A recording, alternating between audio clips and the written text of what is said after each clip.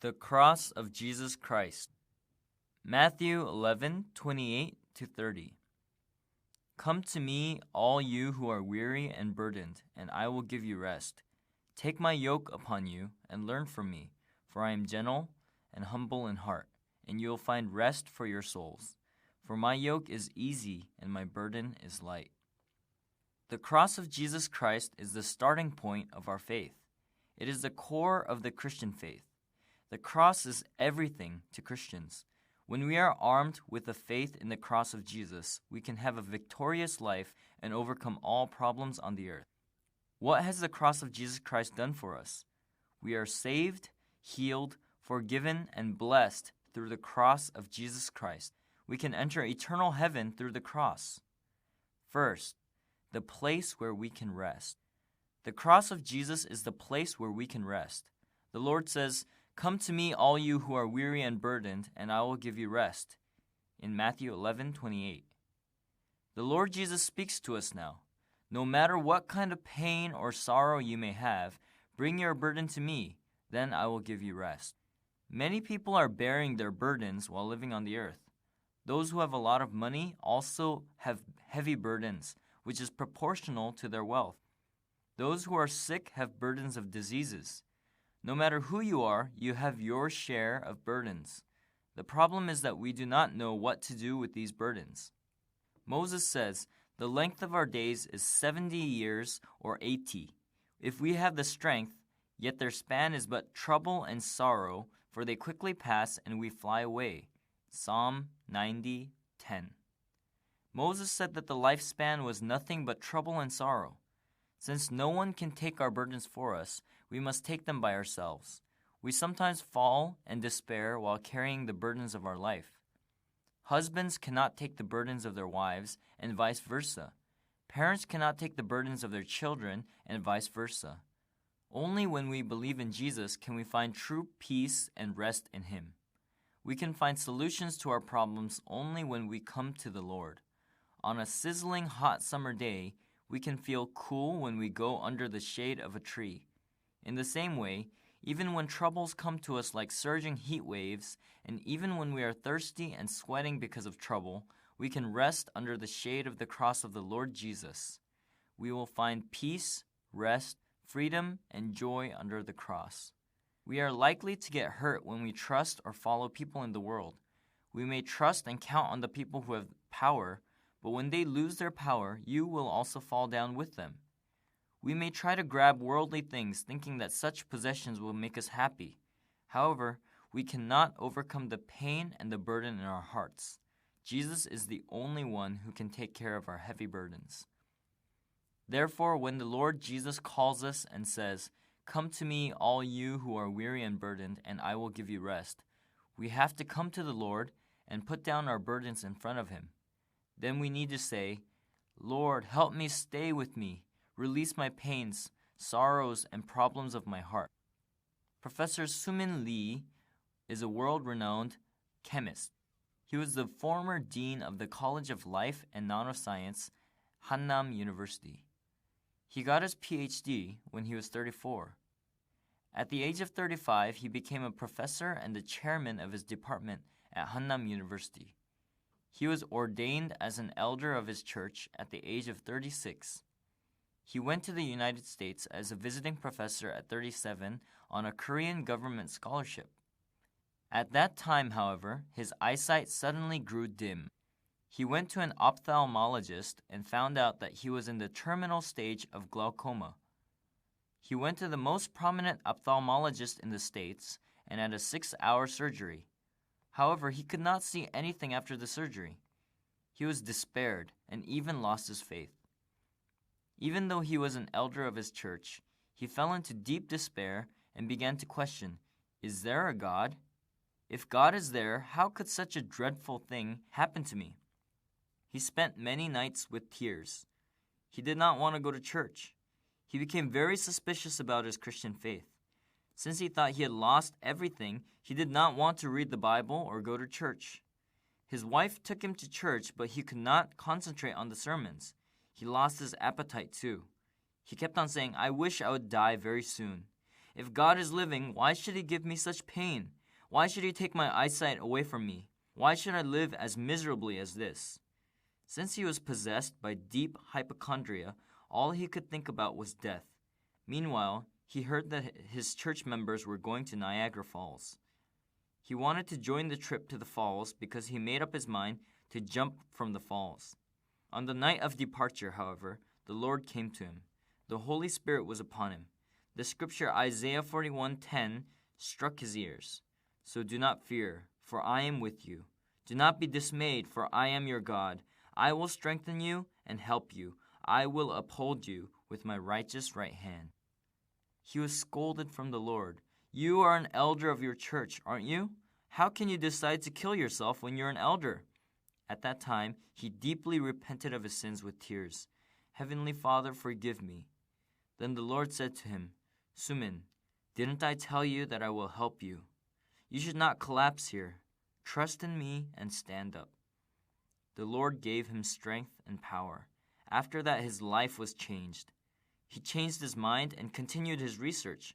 He got a position as the research professor at the Department of Chemistry, University of Massachusetts. He recorded the meetings with professors and played them back at home for further research. When his wife read research books for him, he recorded the reading and listened to it over and over for his research. Later, he was named as one of the most world-renowned chemists by the American Biographical Institute, which is one of the top 3 biographical indexes in the world. He says, "Even though I lost my physical eyesight, I have gained spiritual eyesight. I will take delight in my weakness and boast about the Lord as the Apostle Paul did." When he was approaching his own death, step by step, due to his heavy burden of despair, hypochondria, and the impulse of suicide, the Lord came to him in order to uphold him and help him put down his burdens under the cross. The Lord set him free and let him have a new life in him. When we come to the Lord will take care of all our burdens, such as our sins and diseases. The Bible says, "But he was pierced for our transgressions, he was crushed for our iniquities. The punishment that brought us peace was upon him, and by his wounds we are healed." Isaiah 53:5. We must put down our burdens of diseases and the burdens of poverty and curses too. Paul says, "For you know the grace of our Lord Jesus Christ, that though he was rich, yet for your sakes he became poor, so that you through his poverty might become rich." 2 Corinthians 8:9. We must also put down our burdens of death. The Lord will lead us to eternal heaven. We need to find true peace under the cross of Jesus Christ. Second, the place of gentleness and humility. The Lord says, "For I am gentle and humble in heart," in Matthew 11:29. The cross of Jesus Christ is a place of gentleness and humility. To be gentle in heart means to be warm and soft in heart. When you poke a sponge pad with your finger, it goes deep down easily, but it comes back immediately to its place if you take your finger off from it. Therefore, to be gentle in heart means to have a heart like a sponge pad. If you have a soft and gentle heart like a sponge pad, you will absorb all the outside attack or shock in the cushion of your heart and will have a peaceful mind again shortly. We need to have the gentleness of the Lord. The Lord embraces us in his arms of love, regardless of who we are and what kind of sins we have. He holds us in his vast realm of love if we come to him. Therefore, we have to come to the Lord even when we are weary, tired, and wounded at heart. Then the Lord will hold our hands with his love and touch our wounded hearts and lead us into his grace. Furthermore, the cross is the place of humility. Jesus Christ was humble throughout his whole life on the earth. Even though he is the highest, Jesus was born in the lowest place. Even though he is the King of Kings and the Lord of Lords, he was not born in a comfortable place. Jesus was born in a smelly and dirty stall and was laid in a manger. The Bible says, "And she gave birth to her firstborn, a son. She wrapped him in cloths and placed him in a manger because there was no room for them in the inn." Luke 2:7. Jesus, who was born in the lowest place and lived a life of service on earth, washed his disciples' feet at the Last Supper, the night before he was crucified. John 13, verses 14 to 15 says, Now that I, your Lord and teacher, have washed your feet, you also should wash one another's feet. I have set you an example that you should do as I have done for you. People want to be treated well by others. They are so self-centered that they want to lord it over other people, commanding and bossing around others. Jesus was different. He set an example of service to others. The disciples were astonished because they had expected that they would be in high positions when Jesus became the king of Israel. However, Jesus washed their feet, which was what the servants were supposed to do. Jesus said to them, "Now that I, your Lord and teacher, set an example of service, you should do as I have done for you." When we live a life of service for others after believing in Jesus Christ, we will have joy, peace, and freedom in our lives. Our life needs to be about serving others, not being served. The cell group leaders should serve their cell group members, and the cell group members should serve their cell group leaders. Husbands should serve their wives, and vice versa. Jesus served others throughout his life on earth until he finally died on the cross. Paul said the following in his letter to the Philippians: "Your attitude should be the same as that of Christ Jesus, who being in very nature God, did not consider equality with God something to be grasped, but made himself nothing, taking the very nature of a servant, being made in human likeness. And being found in appearance as a man, he humbled himself and became obedient to death, even death on a cross." Philippians 2, verses 5 through 8. Jesus humbled himself and became obedient to death on the cross in order to set an example of service for us. We should be people of faith who follow his example, humbling ourselves before the Lord, serving others, and embracing those who are wounded with the love of the Lord. John Bevere is a best-selling writer and a pastor. In his book, Honor's Reward: How to Attract God's Favor and Blessing, he writes about considering others better than oneself. "I never forget what the Lord said to me when I was only a baby Christian. I was driving when I heard the voice of the Lord. 'John, do you know that I consider you better than myself?' I was utterly astonished at his words. How can the Lord, the creator of the whole universe, say that he considers me better than himself? So I asked, 'Lord, what do you mean?' Then the Lord said, 'Do you remember Philippians 2, verse 3? I said, 'Yes, Lord. Do nothing out of selfish ambition or vain conceit, but in humility consider others better than yourselves.' The Lord said, 'This is what I mean.' Then I asked, 'Isn't this what Paul wrote in his letter to the Philippians?' In response to my question, he said, 'I never force my children to do what I don't do.' Since I kept on asking questions, he said, 'Who died on the cross? Was it you or me? I was crucified, taking all your sins, diseases, and judgment because I considered you better than myself.' Then the Lord gave him the scripture verse, Romans 12:10. 'Be devoted to one another in brotherly love. Honor one another above yourselves.' The scripture says that we should be devoted to one another in Christian love, honoring one another above ourselves. In order to love and honor one another, we must experience our death in the Lord, being crucified with Christ and being resurrected with him. Galatians 2:20 says, 'I have been crucified with Christ, and I no longer live, but Christ lives in me. The life I live in the body, I live by faith in the Son of God who loved me and gave himself for me.' When we are crucified with Christ and resurrected with him, our old selves will disappear. We will have the overflowing grace of God in us. Greed, hatred, and unbelief will depart from us. We will become the precious children of God, being clothed in gentleness and humility like Jesus Christ. Third, the cross of Jesus Christ is the place where God accompanies us.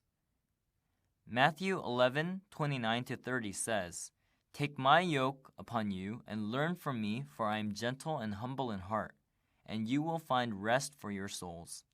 For my yoke is easy and my burden is light.' We can walk with the Lord through the cross of Jesus Christ. The Lord asked us to take his yoke.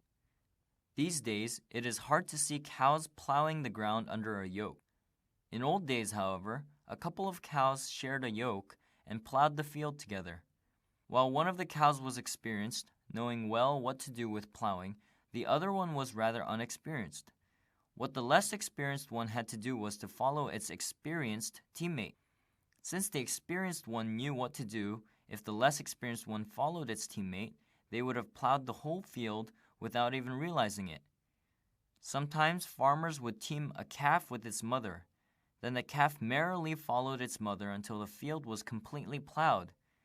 Jesus was teaching an important thing through this figure of speech. When we are tied with Jesus Christ under his yoke, the Lord will take care of all of our problems, plowing the ground of our sufferings and trouble, making a pathway and solving all our problems. What we have to do is just follow him. This is what it means to walk with the Lord and live a life of faith. Faith means following the Lord and trusting in him. As long as we follow the Lord, the wonderful work of God will be done. When Jesus says, "Take my yoke upon you," he is telling us to take up his cross. We must deny ourselves and take up our cross daily and follow him. Mark 8:34 says, "Then he called the crowd to him along with his disciples and said, 'If anyone would come after me, he must deny himself and take up his cross and follow me.'" It is very hard to take all our burdens by ourselves. If we walk with the Lord Jesus, he will carry our burdens himself. Since the Lord walks with us on the journey of our lives, all we have to do is follow him. As long as we walk with the Lord, he will solve all our problems. All the problems in our lives, homes, children, workplaces, businesses, and our bodies. To trust in him and follow him should be the motto of faith. If we take his yoke and walk with him throughout our lives, the Lord will become our shepherd, filling all our needs and blessing our lives with his abundant grace. Mr. Song Young Lee is a missionary in Indonesia. He came to our Sunday schools when he was a little kid.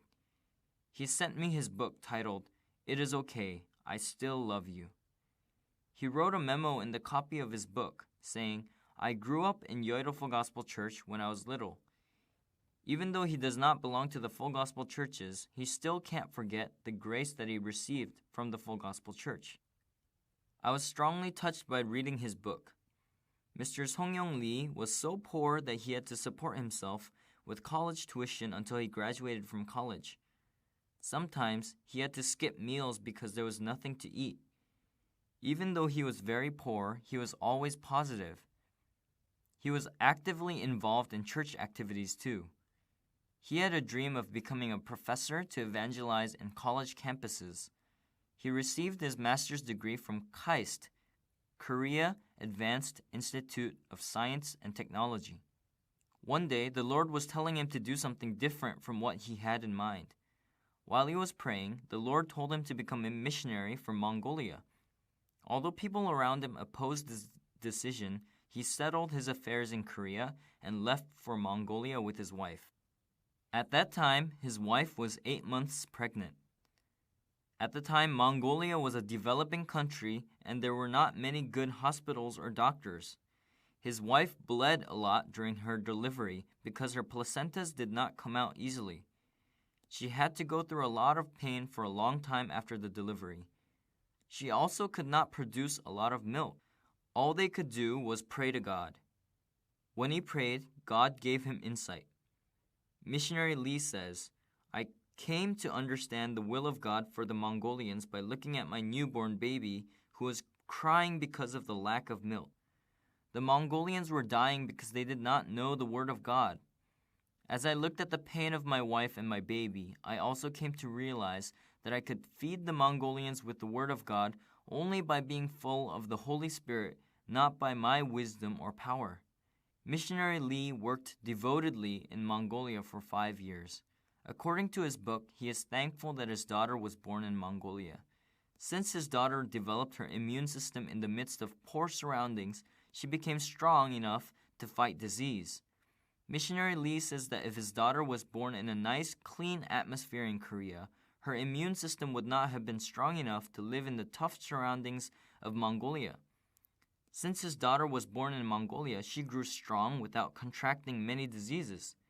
Missionary Lee says that giving birth to his daughter in Mongolia was a blessing from God. After the 5 years of devoted missionary work, God called him again as a missionary to Indonesia. While preparing for his second stage of missionary work in Indonesia, he said, "I came to my mission field because I knew that following God is the best thing I can do. I also realized that to be in the place where God wants me to be is the greatest blessing. Following God is the best thing we can do. To be in the place where God wants us to be is the greatest blessing. I pray that you will march forward with faith, understanding that taking the cross and walking with the Lord is the greatest blessing and abundant grace of God." To take the yoke can mean sacrifice or discipline. Sometimes we may have to give up what we have now. Sometimes we may have to sacrifice all our life's accomplishments. However, it is most rewarding, giving joy and true satisfaction to us. The Lord is inviting us. "Come to me, all you who are weary and burdened, and I will give you rest." Matthew 11, verse 28.